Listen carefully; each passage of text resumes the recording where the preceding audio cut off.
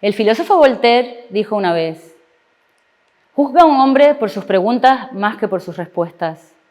Hoy, en la era de la inteligencia artificial, donde las respuestas están al alcance de un clic, esa frase del siglo XVIII parece visionaria y cobra más sentido que nunca. Veréis, hay una pregunta que me está rondando la cabeza desde hace unas semanas. Quizás muchos de vosotros también os lo habéis planteado.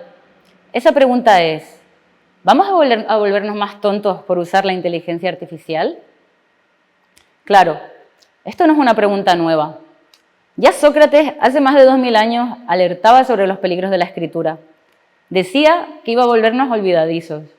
Y ya, cuando apareció Internet, surgió el famoso efecto Google. ¿Para qué me voy a esforzar en memorizar la información si sé dónde buscarla? Hay que reconocer que hay inteligencia en ese planteamiento. Nuestro cerebro busca la eficiencia energética, obtener más haciendo menos. Pero, ¿estamos externalizando demasiado nuestra memoria? Pongámonos en un escenario apocalíptico. Imaginad que se produce un apagón en España y Portugal durante 24 horas. Sin Internet, sin Google. ¿Qué pasó ese día? No se podía trabajar, ni estudiar, ni comprar. El país se paralizó y entró en pánico. ¿Creéis que esto hubiera pasado hace 20 o 30 años? Yo creo que no hubiera sido para tanto. Entonces, si ahora ha aparecido una herramienta que es una especie de oráculo que todo lo sabe, ¿qué impacto va a tener eso en nuestra memoria? ¿Vamos a dejar de aprender cosas? ¿Dejaremos los humanos de ser útiles en el ámbito profesional? Para despejar estas dudas, decidí seguir el consejo de Voltaire y preguntar. Pero, ¿a quién podía yo preguntar? Entonces recordé que tenía la solución en la palma de mi mano. Y no me refiero a Google o a ChatGPT, sino al número de teléfono de mis amigos que son profesores, porque estaba convencida de que ellos se hacen estas mismas preguntas todos los días. Así que contacté a 4 de ellos. Marcos Blanco es profesor de Marketing Digital e Inteligencia Artificial en la ESIC Business School. Miriam González enseña Anatomía Humana en la Facultad de Medicina de la Universidad de La Laguna. Raquel Afonso imparte Biología en el Instituto de Educación Secundaria de Santa Úrsula. Y Celedonio López es profesor de Filosofía en el Instituto de Educación Secundaria de Las Veredillas. Hicimos una videollamada y les planteé 4 preguntas. La primera fue: ¿creéis que los estudiantes que están creciendo con la IA están desarrollando una forma diferente de prestar atención y aprender? Marcos Blanco se rió. Comenta que tiene que hacer malabares para captar la atención de sus alumnos, que tienen unos 20 y tantos años. No levantan la cabeza del ordenador, y no porque estén súper concentrados, sino porque están haciendo 4 o 5 cosas a la vez. TikTok, Instagram, viendo no sé qué, atendiendo a Marcos y tomando notas al mismo tiempo. Tienen una atención súper dividida.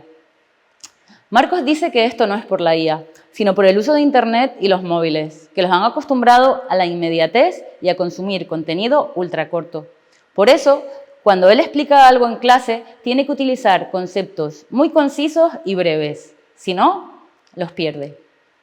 Marcos también comentaba que las herramientas como ChatGPT están acentuando esta tendencia a la inmediatez. Dice que ahora los alumnos son más eficientes a la hora de elaborar tareas con ayuda de la inteligencia artificial, pero ya no piensan, no tienen sentido crítico. Él lo comparaba con el uso de Google Maps. Ahora llegan antes a los sitios, pero si les quitas la herramienta no son capaces ni de salir de su propio barrio. Entregan trabajos impecables, pero luego no son capaces de decir con sus propias palabras ni un solo párrafo de lo que han presentado, porque no han hecho una codificación significativa de la información en su memoria. Raquel Afonso coincidió con Marcos. Ella dice que sus alumnos, sobre todo los que tienen entre 13 y 16 años, no tienen pensamiento crítico. Van a lo fácil. Cuando les manda hacer un trabajo escrito, se lo piden a ChatGPT y lo entregan tal cual. Ni lo editan, ni lo leen. No usan la herramienta de inteligencia artificial para buscar información, sino que copian literalmente para quitarse el trabajo de encima. Externalizan su memoria totalmente, haciendo una descarga cognitiva de todo el esfuerzo mental.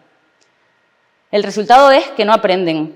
Por lo tanto, Raquel está dejando de usar este formato. Sin embargo, dice que ha observado que sus alumnos de segundo de bachillerato sí están haciendo un uso positivo de la IA. Mencionó a un alumno que este año ha utilizado ChatGPT para prepararse los exámenes. Él carga el temario de la asignatura en la herramienta y después le pide que le haga preguntas interesantes sobre el contenido. Luego, él estas preguntas las responde como simulando un examen. Dice que este método le ha funcionado muy bien y ha tenido muy buenas notas este año. Pero claro, él ha trabajado la información que le ha dado el chat. Ha generado sus propias respuestas y elaborado el contenido, a diferencia de los que solamente copian y pegan.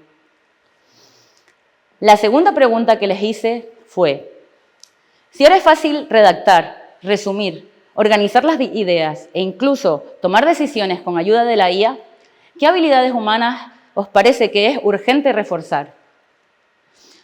Marcos Blanco afirmó rotundamente que el pensamiento crítico es clave para poder juzgar y discriminar la información que nos da la IA. También destacó la importancia de entrenar la creatividad y cree que se valorará más cuando se pueda verificar que realmente tienen origen humano y no artificial. Raquel destacó la importancia de cultivar la paciencia y la atención sostenida. Observa que los estudiantes actualmente han perdido la capacidad de esforzarse en tareas prolongadas, como leer textos largos o desarrollar ideas con profundidad.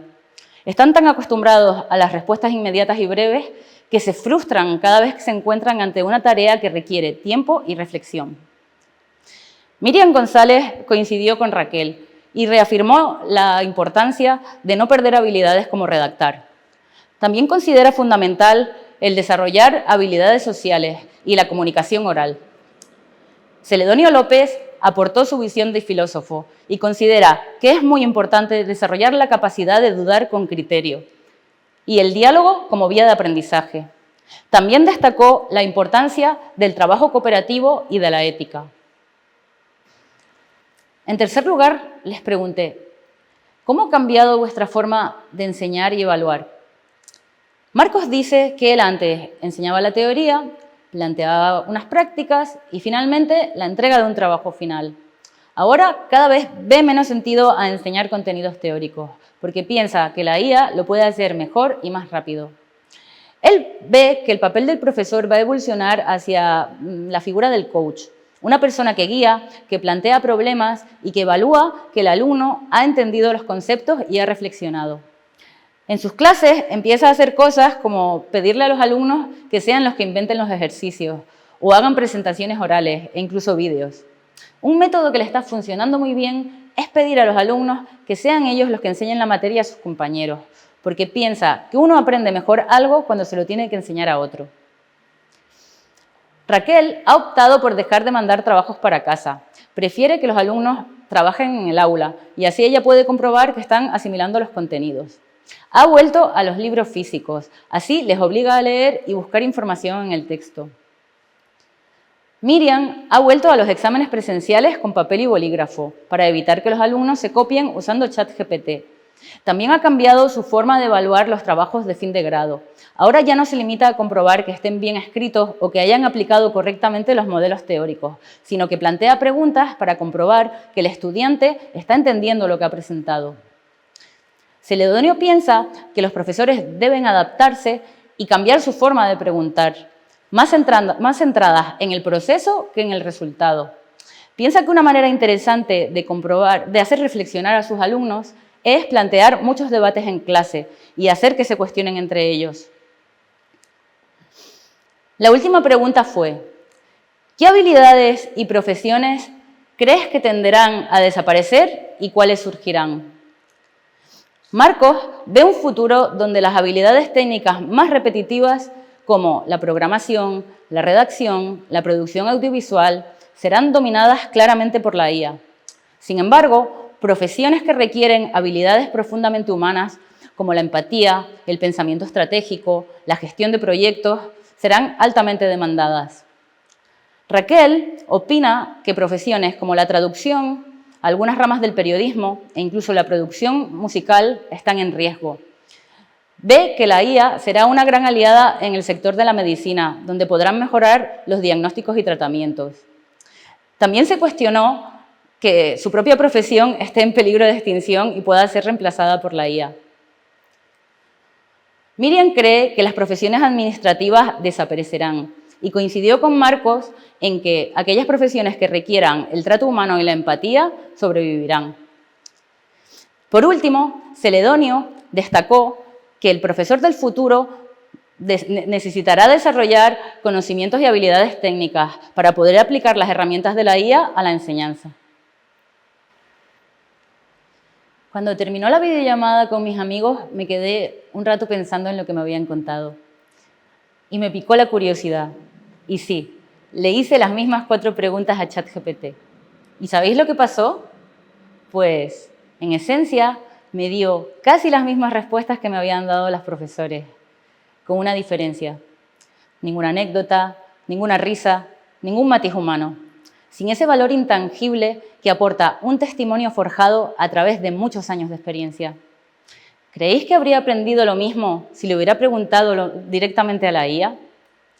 Yo creo que me hubiera faltado ese componente emocional que es tan importante en la consolidación de la memoria.